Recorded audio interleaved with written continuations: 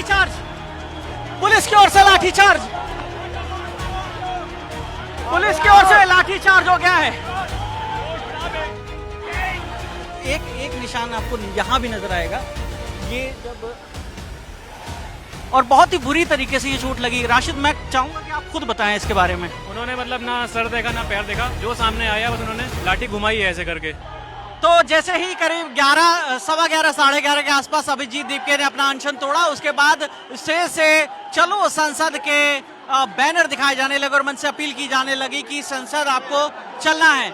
लेकिन पहले ही बैरिकेड पर लोगों को रोक दिया गया और अब जो है आरएएफ के जवान, दिल्ली पुलिस के जवान और उनके बीच में जो प्रदर्शनकारी हैं उनके बीच में संघर्ष देखने को मिल रहा है। तो अभी जो प्रदर्शनकारी हैं वो कोशिश कर रहे हैं कि ये जो घेरा बना हुआ है, 3 लेयर जो सुरक्षा का घेरा बना हुआ है, उसे तोड़कर वो आगे बढ़ें। लेकिन यहाँ पर आरएएफ और दिल्ली पुलिस की मौजूदगी है। इसके बाद 3 लेयर बैरिकेडिंग है और भी जो है व्यवस्था, सुरक्षा व्यवस्था यहाँ पर बनाई गई है दिल्ली पुलिस और आरएएफ की ओर से।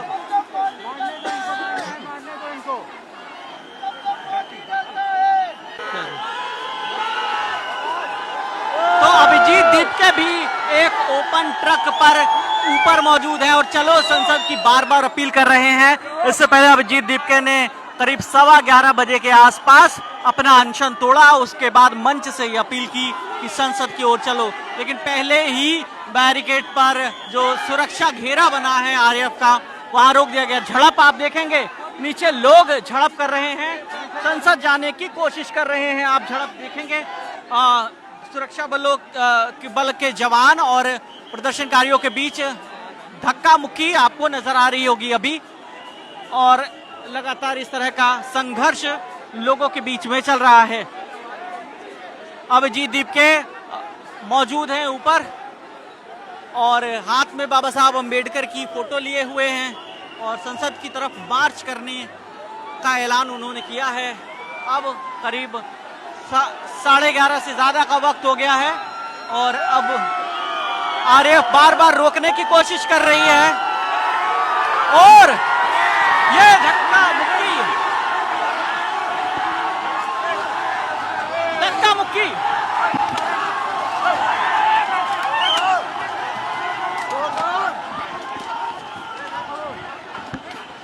लाठीचार्ज, पुलिस की ओर से लाठीचार्ज, पुलिस की ओर से लाठीचार्ज हो गया है। किसी को देख नहीं रहे और लाठीचार्ज ये पुलिस की तरफ से हुआ है। भीड़ उग्र हो गई है, पुलिस की ओर से लाठीचार्ज हुआ है।